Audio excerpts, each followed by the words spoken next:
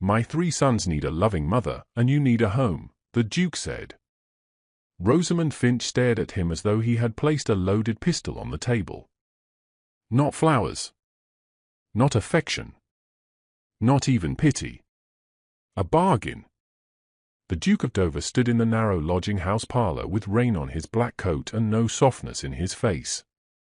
He had not come to court her. He had not come to rescue her reputation. He had come because she had nothing left, and he had 3 motherless boys no woman in the county wished to govern. Rosamund's fingers tightened around the back of the chair. Your Grace, I have no dowry. I know. I have no references anyone will trust. I know that as well.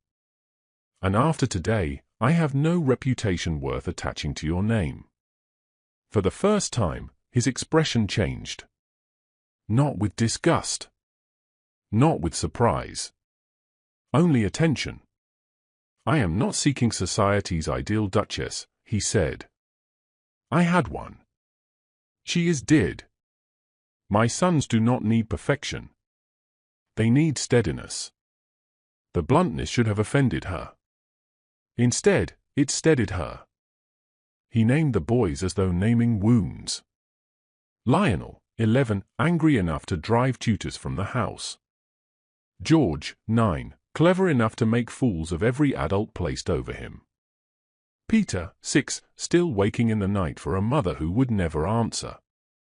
Rosamund looked down at her worn gloves. This was not the proposal any woman dreamed of. It was colder than rejection because it did not pretend to be love. Do you care for me? She asked. No, the answer struck cleanly. Then hear me clearly, she said. I will not enter your house as decoration. I will not be ignored until needed. And I will not be treated like hired help dressed in a duchess's title. The Duke did not smile. But something in his eyes shifted. Respect. I would expect nothing less, Miss Finch. Only then did Rosamund understand the true danger of his offer. It was not that he wanted too much from her. It was that, for the first time since her ruin, someone believed she still had something worth giving. 3 days earlier, Lady Cresswell had destroyed her with one sentence, "You have encouraged my son." Rosamund had stood in the schoolroom with ink on her fingers, a half-corrected exercise book open on the desk, and every servant in the corridor pretending not to listen. Lady Cresswell's eldest son had been spoiled since birth. He had mistaken Rosamund's politeness for invitation, her patience for admiration, and her refusal for insult. By luncheon, his wounded pride had become his mother's accusation. Rosamund could have begged. She could have wept. She could have sworn before God that she had done nothing wrong. But disgraced governesses were rarely believed, especially when the accuser wore silk and the accused earned wages. So she said only, "I will leave before evening." Lady Cresswell's mouth tightened, as though Rosamund had denied her the pleasure of seeing her collapse. No wages, she said. No reference. That was how a life ended without a funeral. By nightfall, Rosamund's trunk was half packed. The lodging-house keeper had already begun looking at her room as though it belonged to someone else. Ladies who had once praised her manners would not answer her letters now. Mothers would hide their sons. Fathers would look too long. Every respectable door had closed before she reached it.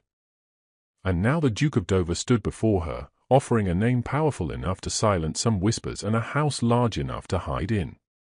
But winter was coming. Dignity would not pay rent. Pride would not buy coal. And hunger had a way of making even humiliation look survivable. Rosamund lifted her chin. If I agree, Your Grace, I will have authority in the nursery and schoolroom. Yes.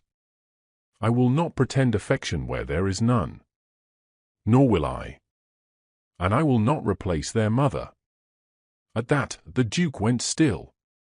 For one moment, grief crossed his face so quickly she almost missed it. No, he said quietly. You will not. That single answer decided her. Not because it was tender. Because it was honest. Then I accept. The words left her mouth before courage failed. The Duke gave one firm nod, as though sealing an estate agreement. We leave at dawn. Dover House did not look like a home. It rose from the grey morning like a stone judgment, broad and cold, with windows that reflected the winter sky but revealed nothing inside. The carriage wheels crunched over the long drive. Rosamond watched bare trees pass one after another, each one black against the mist. The Duke had said little during the journey. That silence told her more than conversation would have. This was a house where grief had become habit. When the doors opened, servants lined the entrance hall. Not warmly. Not rudely. Just watching. Their eyes moved from Rosamond's plain travelling dress to the Duke's face, then back again. So they knew. Of course they knew. By tea, every servant below stairs would know the Duke had brought home a ruined governess and called her Duchess. Then came the boys. Lionel entered first. Tall for 11. Pale. Straight-backed. His eyes were his father's, but harder, sharpened by anger he was too young to carry. He looked Rosamond over once and decided against her. George came next, 9 years old, with a clever face and a smile that was not friendly. He seemed amused, as though she were a puzzle he intended to break. Peter lingered behind them both. 6. Small. Silent. His little hand gripped the edge of the doorway as if the room itself might betray him. The Duke removed his gloves. "Boys," he said, "this is Rosamond Finch." A pause. "She is your mother now." The word struck the room like shattered glass. Peter flinched. George's smile vanished. Lionel's hands curled at his sides. "No, she is not." The Duke's jaw tightened, but Rosamond stepped forward before he could answer. "I am not here to erase anyone," she said gently. Lionel looked directly at her then. His eyes were too old for his face. "They all say that." The servants lowered their gazes. George looked away. Peter stepped farther behind the door. Rosamond felt the shape of the truth. There had been others. Governesses. Nurses. Perhaps women brought in with hope and sent away in defeat. Lionel's voice dropped. "She will leave like the others." No one corrected him. Not even the Duke. That frightened Rosamond more than the boy's anger. Her first days at Dover House were a quiet disaster. Lionel did not shout. That would have been easier. He simply refused to obey in ways that made obedience impossible to demand. He arrived late to lessons. He answered questions with silence. He stood whenever Rosamond sat and left whenever she began. George was worse because he smiled. He ruined his Latin copybook with perfect ink blots placed exactly where correction became useless. He mistranslated sentences on purpose, then offered explanations too clever to be accidental. When Rosamond gave him arithmetic, he completed half the page correctly and the other half with deliberate nonsense. Peter did not misbehave. He disappeared. Under tables. Behind curtains. In the corner of the nursery where no fire had been lit until Rosamond ordered it. He would not take her hand. He would not let her help with buttons. When she spoke softly, he watched her as though kindness were only another trick adults used before leaving. The nursery itself hurt to enter. The late Duchess's portrait still hung above the mantel.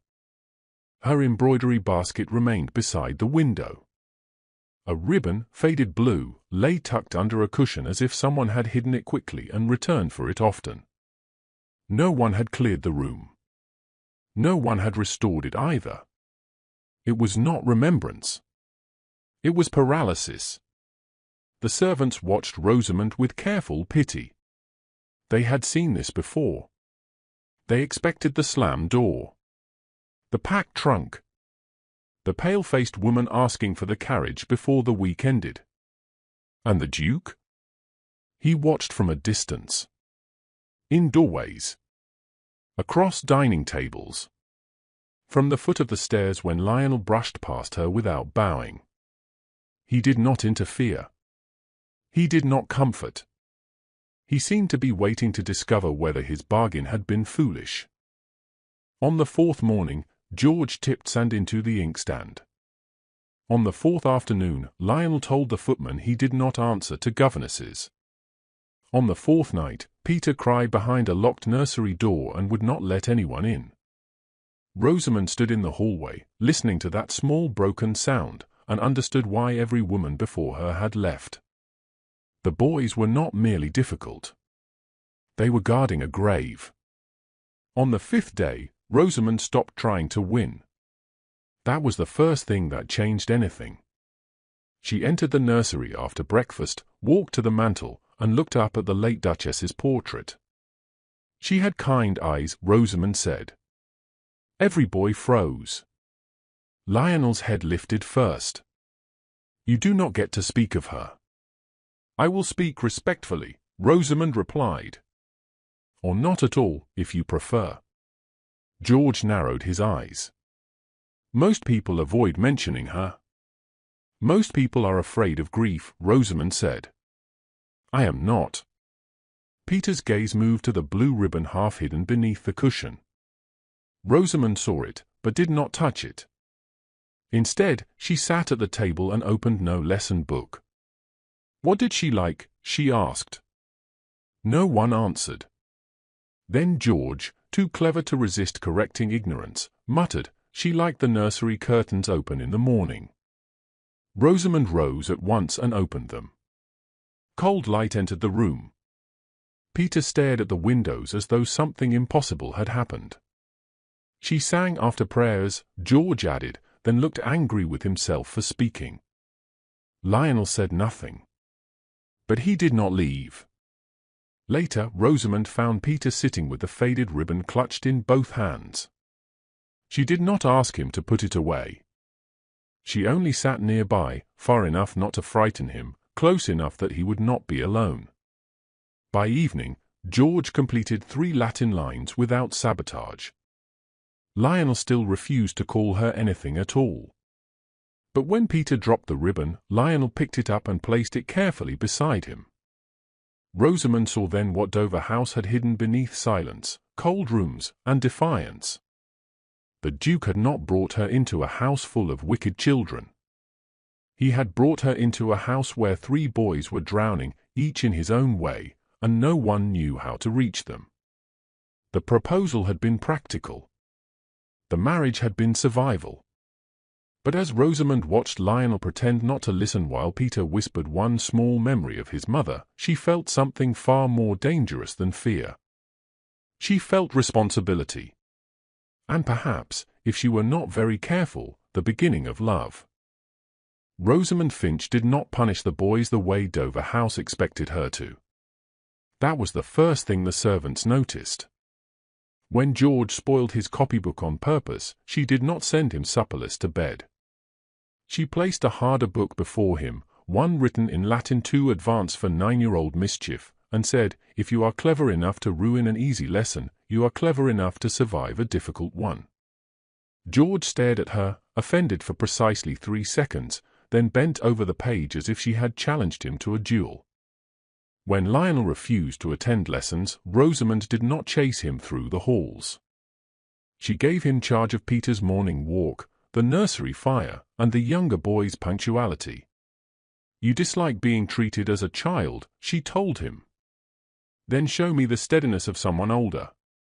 Lionel scowled, but the next morning, Peter's boots were found by the hearth, dry and ready.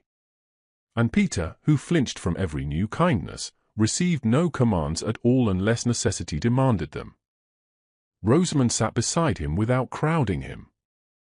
She let him keep the faded blue ribbon in his pocket. She never pulled him from beneath the table. She only placed a cup of warm milk nearby and said, "I shall be here when you are ready." By the end of the week, the nursery changed in ways no one could quite explain. The curtains were opened each morning because George had once said their mother liked them so. The lessons began on time because Lionel hated being caught failing at a responsibility. Peter stopped hiding before breakfast, though he still sat close to the wall. Below stairs, the housemaids whispered that the new Duchess had not packed her trunks. The footman noticed fewer crashes from the nursery. Even Mrs. Vale, the housekeeper, paused outside the door one afternoon and heard something Dover House had not heard in months: George arguing over a translation, Lionel correcting him, and Peter listening. It was not peace. Not yet. But it was order, and in Dover House, order felt almost dangerous, because it suggested hope. Hope made Lionel angrier. Rosamond saw it before anyone else did. The more Peter trusted her chair beside the nursery fire, the colder Lionel became. The more George answered her difficult questions, the sharper Lionel's silence grew. One afternoon, after Rosamond praised Peter for reading 3 short lines without trembling, Lionel shut his book with a sound hard enough to make the little boy jump. "You think this is working?" he said. George looked up. Peter's hand closed around his ribbon. Rosamond kept her voice even. "I think Peter read very well." "That is not what I meant." Lionel stood. His face had gone pale, which Rosamond was beginning to understand meant he was more hurt than angry. "You open her curtains. You ask about her songs. You sit in her chair. You want him to forget." Peter made a small sound. George whispered, "Lionel." But Lionel's eye stayed fixed on Rosamond. "You want us to call you mother so everyone can pretend she was never here." The accusation struck harder because it came from fear, not cruelty. Rosamond rose slowly. "No," she said. "No one replaces someone loved." Lionel blinked. She stepped no closer. "Your mother was your mother before I entered this house, and she will remain your mother if I live here 50 years. Love is not a chair someone else can sit in and own. It is not a title that vanishes when another woman enters the room." Lionel looked as though he wanted to hate the answer and could not find where to begin. "Then why are you here?" he asked. "Because grief does not cook breakfast. It does not teach Latin. It does not hold Peter when he is afraid. And it does not tell an 11-year-old boy that he may be wounded without becoming unkind." That silenced him. He left the room without permission, but he did not slam the door. Later that evening, Rosamond found him alone by the nursery window while rain tapped softly against the glass. For a long moment, neither spoke. Then Lionel said, barely above a whisper she sang during storms. Rosamond turned her head. "Your mother?" He nodded once. "A hymn?" Peter does not remember all of it. "Do you?" Lionel's mouth tightened. Then, without looking at her, he hummed the first broken line. The storm came 2 nights later, and Dover House seemed to hold its breath beneath it. Rain lashed against the windows. Wind moved through the chimneys with a low, mournful sound that made old doors tremble in their frames. Rosamond had only just extinguished her candle when the cry came from the nursery. Not loud. Not dramatic. Worse. A small, terrified sound, quickly swallowed, as though Peter had learned not to wake a house that had grown tired of grief. She was out of bed before she thought. By the time she reached him, Peter was sitting upright, both hands clutched around the blue ribbon, his face wet with tears. George stood beside the bed, trying to appear annoyed and failing. "It was thunder," he said, too quickly. "He is being foolish." "No," Rosamond said softly. "He is frightened." Peter shook his head, ashamed even through his terror. "Mamma used to come." The words opened something in the room. George looked away. Rosamond sat on the edge of the bed, careful not to touch him until he chose it. Lionel told me she sang. Peter's eyes lifted. He did. Yes. Rosamond took a breath, praying she remembered the melody correctly, and began the hymn in a voice barely stronger than the rain. The first line trembled. The second steadied. By the third, Peter's fingers loosened around the ribbon. George sat on the rug, pretending he had done so only because standing was tiresome. Rosamond sang the verse again, softer this time, until Peter leaned against her sleeve. She did not pull him closer. She let him come as far as he could bear. At the doorway, Lionel stood unseen by his brothers, one hand on the frame, his face stripped of defiance. Rosamond noticed him only when the candlelight shifted over his shoulder. She did not stop singing. She did not expose him. She simply finished the hymn the way he had given it to her, carefully, respectfully, without claiming it as her own. In the morning, Peter came to breakfast pale but calm. George mocked the thunder before anyone else could. Lionel entered last. He looked at Rosamond, then at his plate. "Duchess," he said quietly. "Not mother. Not affection. But not the governess either." And everyone heard the difference. After that night, the Duke began appearing less like a master of the house and more like a man uncertain how to enter his own family. At first, he came to the nursery under practical excuses. Had Lionel attended his riding lesson?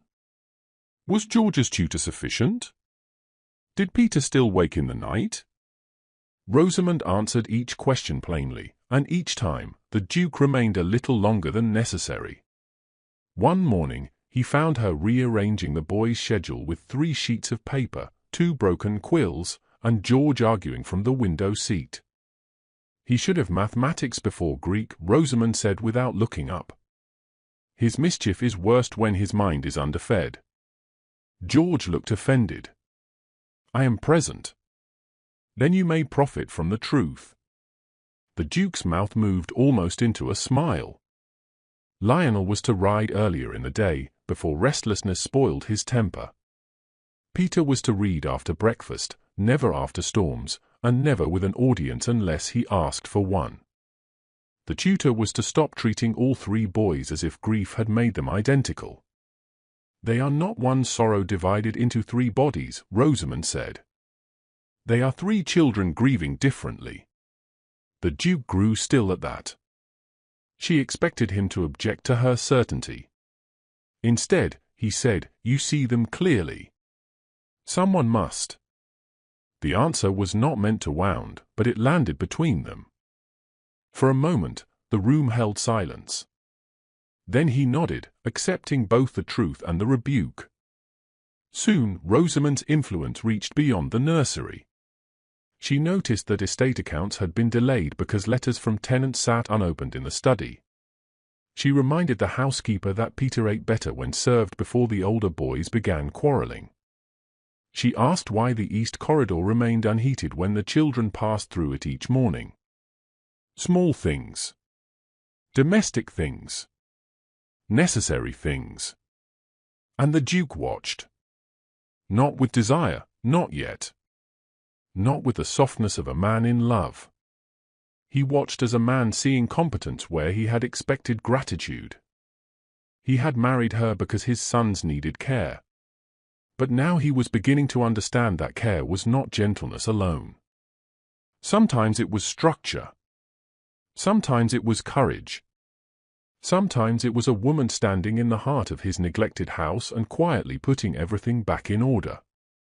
The change became impossible to deny at dinner.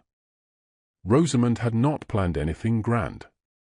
She had only insisted that the boys dine with their father twice a week instead of being hidden in the nursery as though grief were poor manners. The first attempt had been stiff. The second had ended with George correcting the footman's pronunciation of a French dish and Lionel pretending not to laugh. But on the third evening, something broke open. Peter dropped a pea into his glass by accident. George whispered that it had drowned nobly. Peter made a sound halfway between a gasp and a laugh. Lionel tried to stop himself, failed, and covered it with a cough so unconvincing that George laughed too. Rosamond lowered her eyes to her plate, but her mouth betrayed her. The Duke looked up from the head of the table. For one suspended moment, he seemed not to recognize the sound. Laughter. In his dining room. From all three of his sons. Not forced. Not polite. Real. Peter, encouraged by the miracle of not being scolded, whispered, "The P was very brave." George said solemnly, "A soldier of great vegetable courage." Lionel laughed then, truly laughed, and the sound changed the room. The servants at the wall looked startled. Mrs. Vale, passing the open door, stopped as if she had heard music from a locked room. The Duke said nothing for several seconds. His gaze moved from Peter's small smile to George's bright eyes, then to Lionel's loosened shoulders, and finally to Rosamond. She was not performing triumph. She was not waiting to be praised. She was simply there, steady as a candle that had refused to go out. Later, when the boys had gone upstairs, the Duke remained standing beside the dining-room hearth. "They laughed," he said, as though the words were difficult to believe. "Yes," Rosamond replied. "Children often do, when they are not afraid it will be taken from them." He looked at her then, and something in his expression shifted again. Not love. Not yet. But less distance. Less emptiness. He had married her for practical reasons. He had brought her to Dover House because his sons needed a mother and she needed a home. Yet for the first time since his wife died, the great cold house did not feel entirely abandoned. It felt as though someone had opened a door and let life enter quietly. The storm rose without warning, a wall of black cloud sweeping across the cliffs, tossing rain and wind across the tenant cottages and farmland. Horses shied, fences snapped, and the low-lying fields flooded as the sea spilled into the meadows. The Duke of Dover mounted his horse with no hesitation, boots soaked, coat plastered to him, face pale but resolute. He rode straight into the chaos to inspect the property, check on tenants, and ensure the land survived the tempest. Lionel, 11, could not bear to stay behind. "I am coming with you," he shouted, his voice sharp with equal parts fear and pride. Rosamond intercepted him in the hall, hands on his shoulders. "Lionel, you are not my son. You are his. You are safe here. I will not let you risk yourself." His fists clenched. "You are not my mother." The accusation struck like a whip, hot and cruel. Rosamond remained calm, her voice steady against the howl of the wind. "No. But I still intend to protect you." He shoved her lightly, testing, furious, frustrated, helpless, and she did not flinch. She simply held her ground. In that single moment, the boy saw for the first time that authority did not have to mean cruelty, that care could be firm without being fearsome. He could not follow, and yet he could not hate her. He only watched, powerless, as she carried out the protection he could not claim for himself. The storm outside was violent, but the storm within the boy, the ache of grief and anger, met something steadier than he had known. By nightfall, the Duke returned, drenched, mud spattered across his boots, cloak heavy and dripping. His hands were scraped from brambles, his face pale, jaw tight from exhaustion, eyes dark with strain. Rosamond met him at the door and quietly set to work, removing the wet coat, cleaning the cuts, dressing the scrapes, offering warm water to wash the grime of the day from his face. He did not speak at first, only leaned against the doorframe, silent, watching her hands move. When she wrapped a dry cloak around him, he studied her as though he had never noticed her before. "I trust you," he said quietly, almost reluctantly, not fully knowing he had just spoken aloud what he had felt since the morning. And he realized with a start that he had begun to rely on her, not merely for the boys, but for the estate, the household, and himself. Loneliness, the companion he had carried like armor since his wife's death, showed itself in his eyes. Rosamond only stood there, calm, a steadying presence. She did not lecture, she did not scold, she simply existed as a constant, as someone reliable. That silence became intimacy. He saw the weight of trust, the dangerous burden of allowing another person into the gaps of grief he had long ignored. He had expected a governess, perhaps a competent household manager, someone to obey orders and maintain order. Instead, he saw a woman quietly taking responsibility for everything he feared could crumble, and she did it without asking for thanks, without pretense. He did not yet call it love, but he understood that care, quiet and unwavering, could plant roots in hearts long barren. The house felt smaller now, tighter, because the walls held less isolation and more quiet strength. For the first time, he recognized that someone could stand beside him and not collapse under grief. Meanwhile, the world beyond Dover House whispered with sharpened tongues. At Sunday service, eyes followed Rosamond across the aisle, lips curling into faint, condescending smiles. She trapped him, a woman muttered, clutching her prayer book too tightly. A ruined governess, and now a duchess, another said softly, letting the words linger. By Tuesday, merchants, churchgoers, and neighbors were repeating the tale in hushed tones. Lionel overheard one insult aimed at her, hurled casually in the schoolyard by a boy unaware of the storm it would unleash. Without thinking, he struck him, fists tight, voice trembling with fury. "She is not that. You do not know her." George, 9, hovered behind, carefully observing, quietly siding with her in his own subtle way, lips pressed into a thin line. Peter, small and 6, hid behind Lionel, blue ribbon clenched like a talisman. Rosamond arrived in time to steady Peter without speaking, her calm presence enough to quell his shaking hands. She allowed Lionel's anger to exist, did not scold George for his quiet support, and acknowledged Peter's instinct to protect her, no words needed. In this moment, the boys were no longer merely pupils or charges, they were actively choosing her, defining her place in their lives. And Rosamond, watching their reactions, realized the danger of what she had built. She could lose them. Not to scandal, not to gossip alone, but to the fragile uncertainty of trust, which could be broken by rumor, by fear, or by her own misstep. This household, already recovering from grief, had begun to shape around her authority, and every whisper beyond its walls was a threat to that careful balance. The Duke began to intervene publicly, subtly at first, then unmistakably. At the next social gathering in town, whispers trailed them, but he stood beside her, erect and firm, voice clear. "This is Rosamond, Duchess of Dover." He spoke as though he were daring anyone to question her, eyes scanning the crowd with quiet command. The boys, witnessing the moment, stiffened, then relaxed. Lionel's shoulders uncoiled, George smirked faintly, acknowledging her authority with silent approval, and Peter, cautious but brave, stayed near her side, blue ribbon held close. Rosamond felt fear twist in her stomach. She could lose more than her own reputation. Every glance she caught between father and sons and herself, carried meaning. The house, long cold, seemed to inhale for the first time in months, responding to the small but deliberate claims she made of her place. Practical marriage. Survival. But this? This was subtler.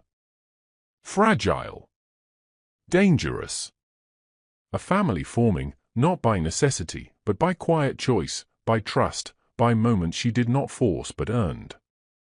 Each moment in public reinforced what she had begun to learn in the nursery. Authority paired with compassion could create a home even from grief. Then, one late afternoon, Lady Maribel Ashcombe arrived. She stepped from her carriage with icy elegance, gloves white, posture straight, eyes sharp and calculating. The moment she entered Dover House, tension vibrated through walls, servants, and children alike. "Rosamond," she said, voice low and smooth, "the replacement." The words landed like blows. Every child stiffened. George's jaw tightened. Peter gripped his ribbon with white-knuckled hands. Lionel's eyes flared, chest rising and falling. Rosamond turned, meeting her gaze. Marybelle moved with the certainty of power, elegant, cold, and dangerous, deliberately ignoring the Duke's presence and the boy's shocked expressions. "I intend to claim what is rightfully mine," Marybelle continued, each word deliberate, each step measured.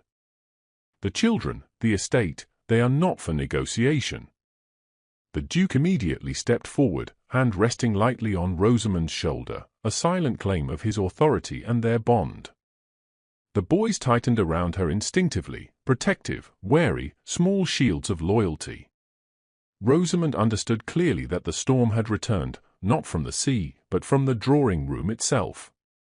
This was no longer about obedience or lessons. It was about her place, her authority, and her right to protect the boys she had begun to love. And she knew in that instant, with the chill of certainty, that nothing in Dover House would ever be simple again. Lady Marybelle Ashcombe arrived at Dover House like a storm without warning, carrying elegance sharp enough to cut through the household. Her eye scanned the rooms, cold and calculating, landing on Rosamond with a thin smile that promised judgment. "A governess-made duchess," she said, her voice carrying easily to the servants and children, each word dripping with disdain. "I never thought I'd see such audacity." Rosamond remained composed, but every nerve in her body tightened. Marybelle did not pause. She questioned her upbringing, her family, her education, all insinuations layered with insult. "Surely you do not imagine yourself fit to govern 3 noble boys?" she asked, arching a perfectly shaped brow. She weaponized the practical nature of Rosamond's marriage as if the bargain itself were a crime. "Your Grace acted irrationally in marrying beneath your station," Marybelle said, turning to the Duke, her words sharp as a blade.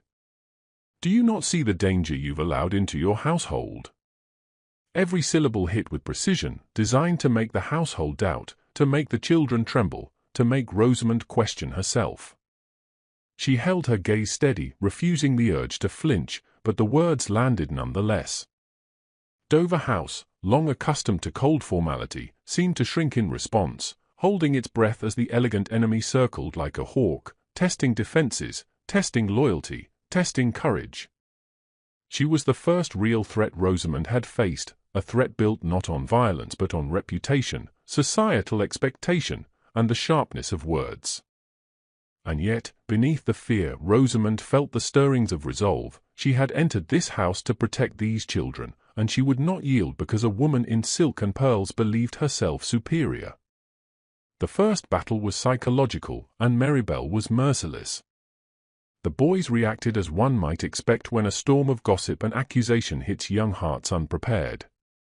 Peter, small, timid, and 6, clutched the blue ribbon that had become his talisman of comfort, shaking as if the very air had turned against him. His eyes, wide and frightened, followed Marybelle as she moved through the hall. George, clever but impulsive, pounded the floor with his fist, muttering angry words under his breath, plotting imagined retribution. Lionel, older and more guarded, hid himself in the shadows near the library doorway, listening intently as the house whispered legal conversations he was not meant to understand.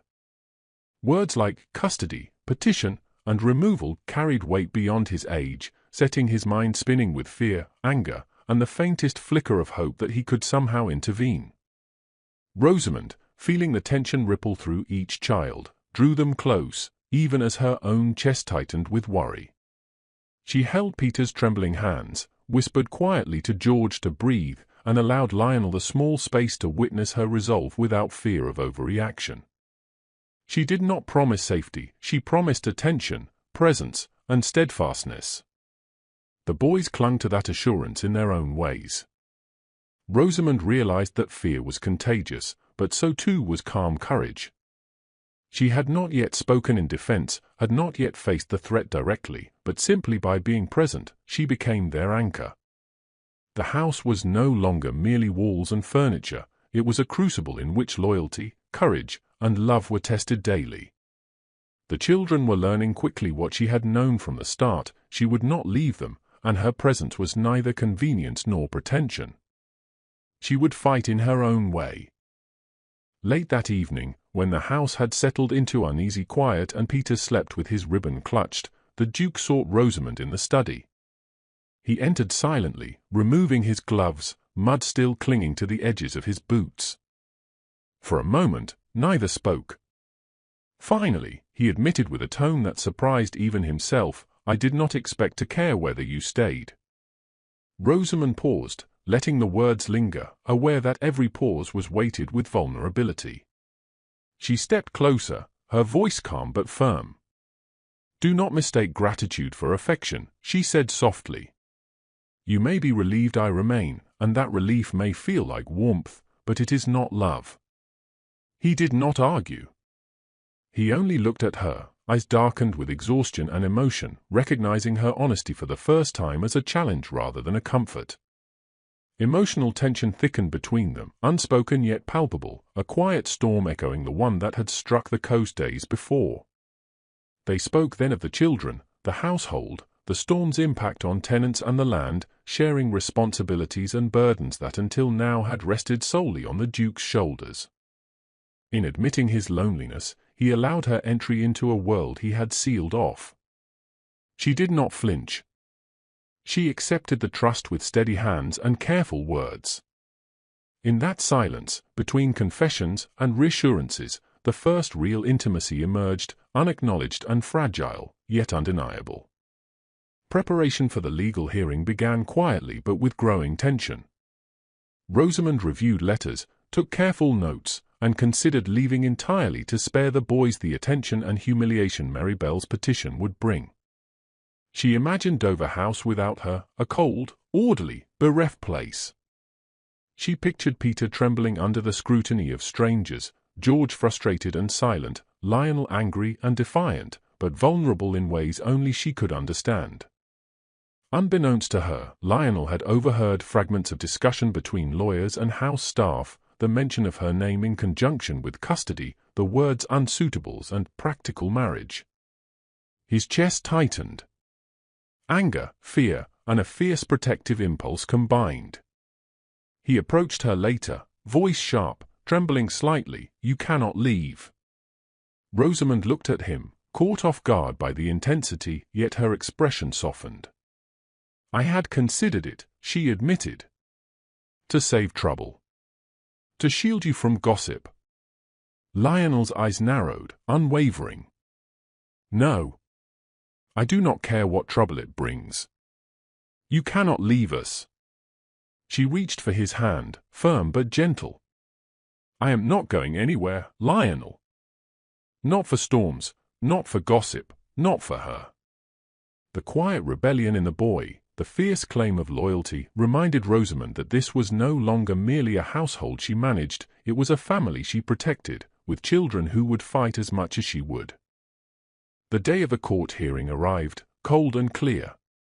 Dover House felt smaller than usual, tense and anticipatory.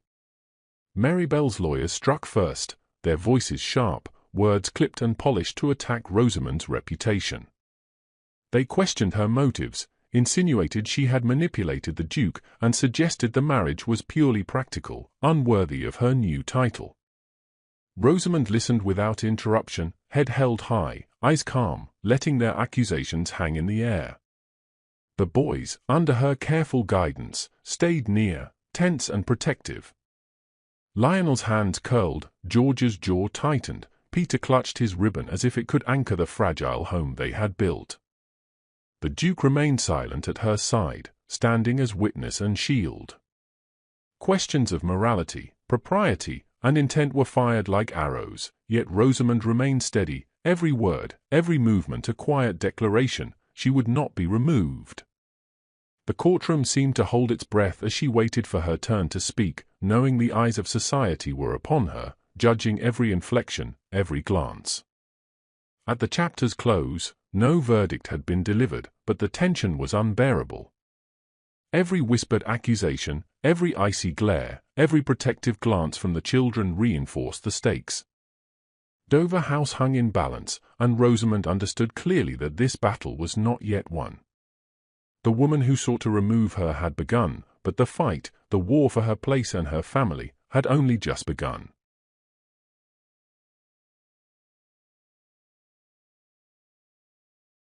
Rosamond Finch stood in the courtroom with every eye fixed upon her, and for the first time since her disgrace, she did not try to hide the truth.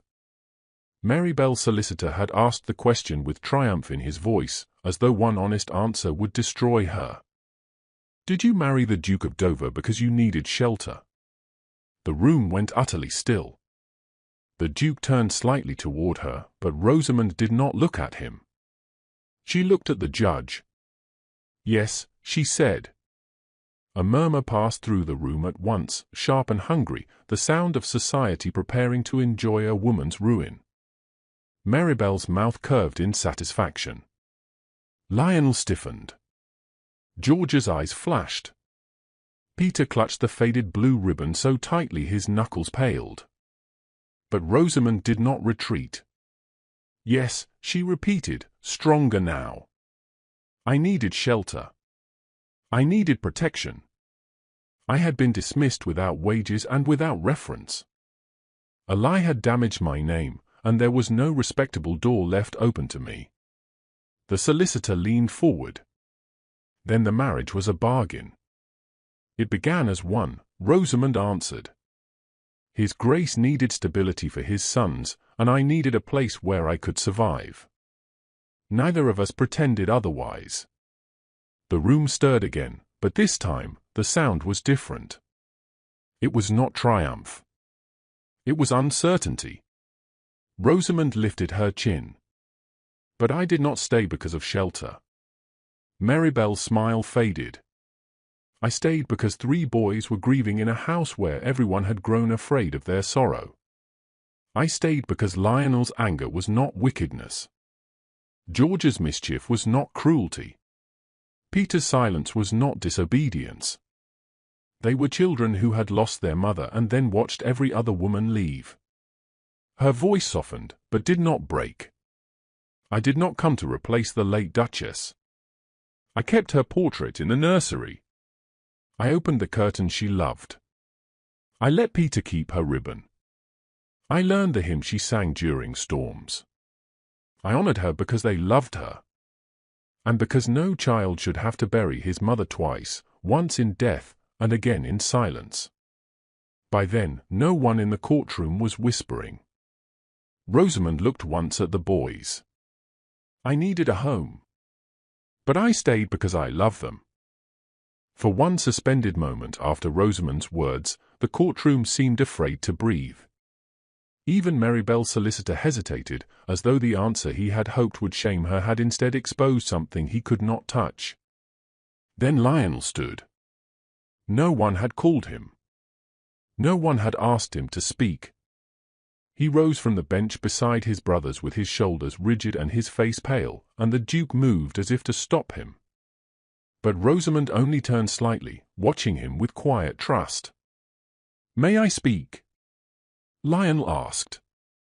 His voice was not loud, but it carried. The judge studied him for a moment, then nodded. Lionel stepped forward, every inch the son of a duke and every inch a frightened boy trying not to show it. "She stayed," he said. "That was all at first. 2 words. But they struck harder than any argument." He swallowed and continued. "I tried to make her leave. I ignored her. I insulted her. I told her she was not my mother." His eyes flicked toward Rosamond and quickly away. "She never said she was. She never took Mama's portrait down. She never told Peter to stop crying. She stayed." George rose next, unable to remain silent now that truth had become permitted. "She understood me," he said, chin lifted with angry dignity. "Everyone thought I was difficult because I liked making trouble. She knew I was bored. She gave me harder work. She noticed." The words were simple, but George spoke them as if being understood was a greater inheritance than land. Then Peter, small and trembling, slipped from the bench with the blue ribbon in his hand. The room softened before he even spoke. He walked to Rosamond's side and looked up at the judge. "She sings Mama's hymn," he whispered. A sound moved through the courtroom then, not gossip, not judgment, but feeling. Women lowered their eyes. Men shifted uncomfortably. Even the clerk stopped scratching his pen across the paper. Peter added, very quietly, "But she says it still belongs to Mama." Rosamond's breath caught. Lionel came to stand beside her. George followed, pretending he did not care that his eyes were bright. The three boys placed themselves around her without instruction, without permission, without fear. And in that moment, before any verdict was spoken, the courtroom understood what Maribel had failed to understand from the beginning. Rosamond had not stolen a family. She had been chosen by one. The judgment, when it came, was almost quiet after such a storm. The judge folded his hands, looked first at Maribel, then at the Duke, then at Rosamond, and the three boys gathered near her as if they had always belonged there. "This court finds no sufficient cause to remove the children from their father's care," he said. Maribel went still. "Nor does it find evidence that Her Grace, the Duchess of Dover, has acted with improper influence, neglect, or harm toward the children." The word Duchess landed heavily, publicly, beyond Maribel's reach. Lionel exhaled as though he had been holding his breath for weeks. George's mouth twitched, triumphant and nearly indecent for a courtroom. Peter pressed himself against Rosamond's side. The judge continued, "The custody petition is dismissed." The room erupted, not loudly, not chaotically, but with the unmistakable shift of society reversing itself. The very people who had whispered against Rosamond now looked at Maribel with new caution. Her victory had depended upon proving that a practical marriage was shameful, that a governess could not be a duchess, that love born after necessity was somehow false. Instead, she had forced three grieving boys to declare, before witnesses, exactly where their hearts belonged. Worse still for Maribel, the hearing loosened another truth. A letter was produced from a former servant in the Cresswell household, one who admitted Lady Cresswell had dismissed Rosamond not because she had behaved improperly, but because Lady Cresswell's son had pursued her and been refused. The old scandal did not vanish in an instant. Society rarely surrendered cruelty so cleanly. But it weakened. It cracked. People who had enjoyed Rosamond's humiliation now had to consider whether they had been accomplices to a lie. Lady Maribel Ashcombe left the courtroom with her back straight, her face cold, and her pride visibly wounded. No one stopped her. No one followed. That was her punishment, not ruin, not drama, but the silence of a room that no longer believed her. Outside, the Duke stood beside Rosamond where everyone could see. He did not hide her behind title or duty. He offered his arm, and when she placed her hand upon it, Lionel took Peter's hand, George fell into step beside them, and together they left as a family. Not perfect. Not untouched by grief. But no longer divided by it. Back at Dover House, the silence felt different. It was not the old silence of grief, the one that had once settled over the halls like dust. This silence was tender, exhausted, almost disbelieving. The boys had been sent upstairs with warm supper and strict instructions to rest, though George argued that surviving a custody hearing surely entitled him to cake. Peter would not release Rosamond until she promised to come to the nursery before sleep, and Lionel, after pretending indifference, paused at the stairs and looked back at her with something close to trust. Only when the children were gone did the Duke turn to Rosamond in the drawing-room. The fire burned low. Rain tapped softly against the windows, gentler now than the storms that had brought them to this point. For a long moment, he said nothing. Then he spoke with a quietness that made the words more powerful. "I once thought I needed a mother for my sons." Rosamond's hands tightened together. "That is what you asked of me." "No," he said. "It is what I thought I asked." He stepped closer, not as a duke commanding his household, but as a man finally stripped of every defense grief had taught him to wear. I thought I needed someone competent. Someone steady. Someone who would not be frightened away by anger, cleverness, or sorrow. I thought I was offering protection in exchange for service. His voice roughened. But you became the heart of this house. Rosamond looked away, afraid of how much she wanted the words to be true. Your Grace, Alastair, he said softly. The name changed the room. He had never sounded less like a duke. You became Peter's comfort, George's challenge, Lionel's courage. You became the person I looked for whenever the house began to feel empty again. And I love you, Rosamond. Not as duty. Not as convenience. Not because my sons need you. He paused. Because I do. The confession left her trembling more than Maribel's accusations ever had. Do not say it if it is only gratitude, she whispered. It is not. His answer came at once. Rosamond searched his face and found no bargain there. No calculation. No cold necessity. Only a man who had been lonely too long and had finally chosen to stop pretending he was not. Then I love you too, she said. Not because you saved me. Because you let me belong. Months later, Dover House no longer seemed like a monument to loss. The curtains were opened every morning. Fires burned in the rooms the children used. The nursery rang with voices, quarrels, lessons, laughter, and the occasional crash that George always insisted had been caused by gravity rather than by him. Peter no longer hid beneath tables when visitors came. He still carried the faded blue ribbon sometimes, especially during storms, but now he brought it to Rosamond not as a shield, but as a treasure to be guarded between them. George had become more difficult in a better way, forever demanding harder books, harder sums, harder questions, and pretending he had never once needed anyone to notice his mind. Lionel changed most quietly. He still argued. He still carried his pride like armor. But he no longer used anger to keep everyone at a distance. Some evenings, he stood near Rosamond in the nursery without speaking, and that was enough. The Duke watched all of it with a wonder he rarely confessed aloud. His house had not forgotten the late Duchess. Her portrait remained in its place. Her hymn was still sung when thunder crossed the cliffs. Her memory had not been erased by happiness. It had been given room to breathe. One evening, after prayers, Peter leaned sleepily against Rosamond's knee while George tried to correct Lionel's recitation and Lionel told him to mind his own scripture. Rosamond hushed them both, though she was smiling. Then Peter, half asleep and entirely unguarded, whispered, "Good night, Mamma."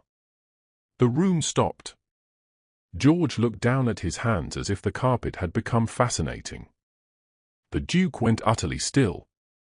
Lionel's face changed, just for a moment, with shock, then tenderness he tried to hide. Rosamond did not move at first. Then she bent and kissed Peter's hair. "Good night, my darling." George sniffed and muttered, he was tired. But his voice was suspiciously thick. Lionel said nothing. During the final prayer, however, his hand slipped into Rosamond's, small enough still to be a child's, strong enough to choose. She held it gently, not claiming more than he gave. Rosamond had come to Dover House needing a home. The Duke had needed a mother for his sons. But what they built became something neither bargain nor duty could have created. It became a family chosen by love.